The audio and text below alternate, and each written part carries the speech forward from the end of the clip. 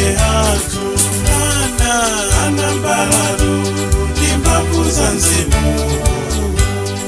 Riko Maria Yesu yemweyo antu anamzuza amuweruza ndiponso Pilato anampachika nampesa pamtanda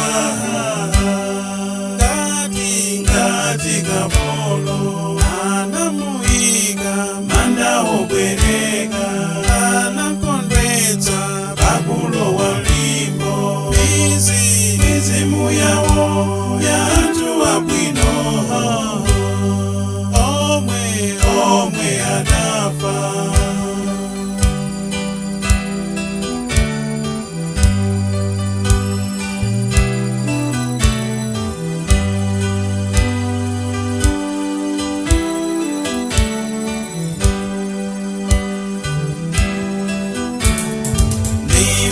Zake tsiku la Mulungu anaukanso natuluka manda nakwera mwamba pamaso pa anthu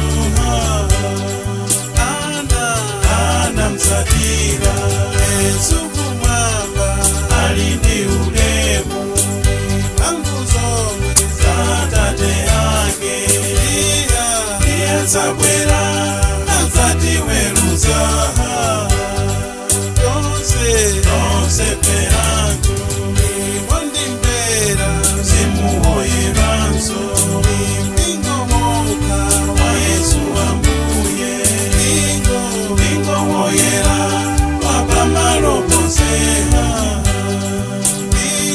mpingo wa Petro mpingo anthu olungama tandizana ochita zabwino ndipo wochimwa amamasulidwa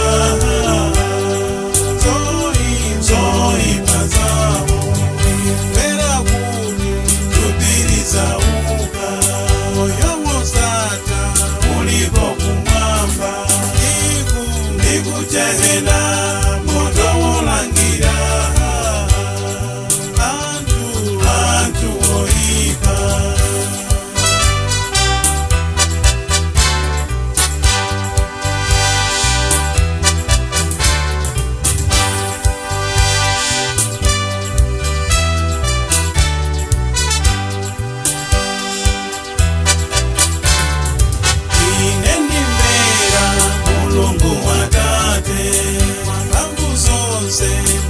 Bwino nditu zonse za mwamba ndizanziko latu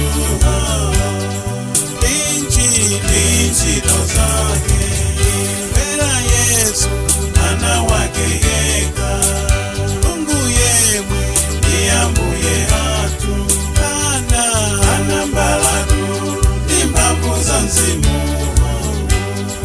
Riko Maria Yesu yemweyo anthu anamzuza amuweruza ndiponso Pilato anampachika nampesa pamtanda.